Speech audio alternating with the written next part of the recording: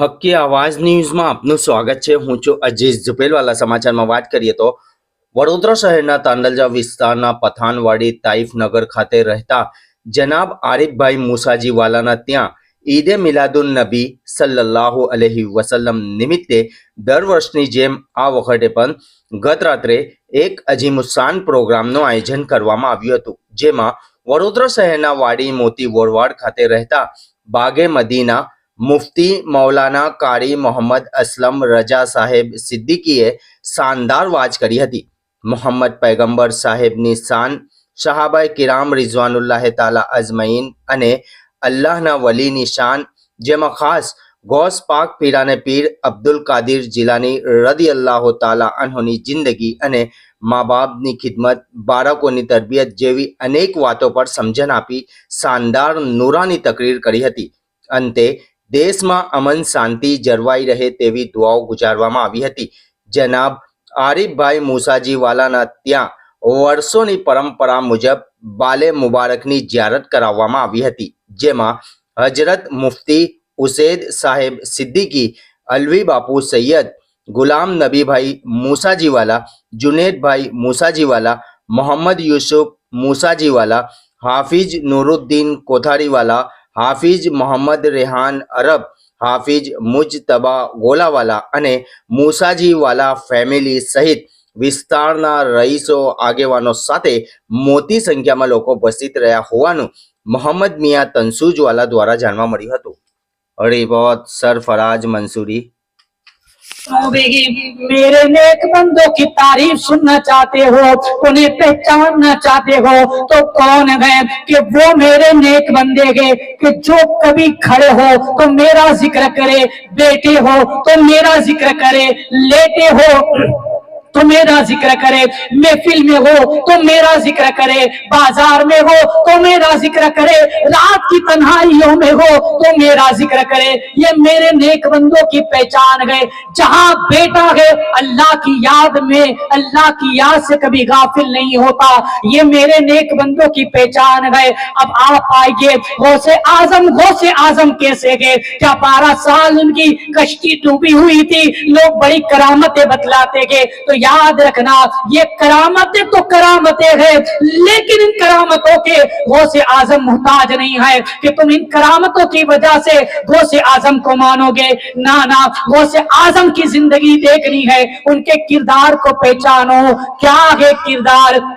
आप फरमाते गए, रिवायतों में लिखा गया कि गौसे पाक रज़ियल्लाहु ताला अन्हु 25 साल तक आपने रात की तन्हाइयों में एक पैर पर खड़े होकर 25 साल तक एक रात में आप पूरा कुरान खत्म करते. ऐसे 25 साल तक आपने एक पैर पर खड़े होकर कुरान करीम को खत्म फरमाया गया. ये गौसे आजम है जो कुरान कहता है मेरे वली वो, जो खड़ा हो तो मेरा जिक्र करे. अब बताओ खड़े होने में जिक्र क्या है? आप देखे, नमाज बंदा पढ़ता है तो सबसे पहले खड़े होकर कयाम होता है. तो याद रखना, मशक्कत जो है ना, इबादत में मशक्कत सजदों में नहीं है, रुकू में नहीं है, सबसे ज्यादा मशक्कत बंदे को खड़े रहने में. और अल्लाह फरमाता है मशक्कत वाली इबादत को मैं पसंद करता हूं. और जो बंदा मशक्कत उठाकर इबादत करता है, आप कहोगे इसमें क्या, आगो से पाक को क्या जरूरत थी? अल्लाह फरमाता यही तो बात तेरी समझ में नहीं आई कि अल्लाह मशक्कत उठाकर इबादत को पसंद करता है. पेट भरकर खाए और इबादत करे तो बात अलग है, और भूखे रहकर इबादत करे तो बात अलग हुआ करती है. अल्लाह फरमाता है ये वो गौसे आजम है. आप देखें इनकी सीरत का जायजा ले. गौसे पाक रज़ियल्लाहु ताला अन्हु, आपकी रिवायतों में लिखा है 40 साल तक आपने इशा की वुजू से सुबह की नमाज अदा की है. ये गौसे पाक की जिंदगी है. आप आगे चले, गौसे पाक रज़ियल्लाहु ताला अन्हु 25 साल तक आप फरमाते गए कि मेरे जंगलों में अल्लाह की इबादत 25 साल तक की है. आप फरमाते 25 साल कैसे गुजारे पता गए?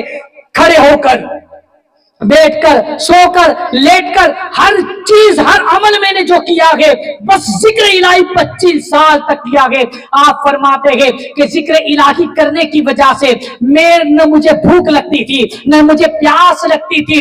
लोगों ने कहा हुजूर फिर क्या खाना पीना होता? आप फरमाते हैं कि खुदा का जिक्र करना यही मेरा खाना था, खुदा का जिक्र करना यही पीना था। ये कैफियत कैसे आती है?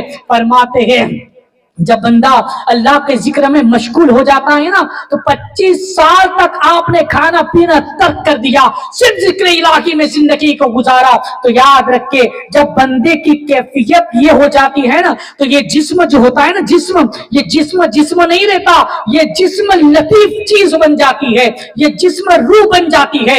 अब ये पेट भी रूह बन गया, ये प्यास लगने वाला गला भी रूह बन गया। अब जब जो चीज पेट है इसे भूख लगती है, तो ये भूख मिट गई जिक्र इलाही से, ये प्यास मिट गई जिक्र इलाही से, तो ये रूह बन गई। जब रूह बन जाती है, ये कैफियत तारी हो जाती है। तो याद रखे रूह बन जाने के बाद, जिस्म रूह बन जाए तो ये कैफियत तारी होने के बाद न भूख लगती है न प्यास लगती है। उसके बाद इंसान जिक्र इलाही में मशगूल होने के बाद जो अल्लाह का बन जाता है, अल्लाह उसका हो जाया करता है और मखलूक उसकी हो जाया करती है।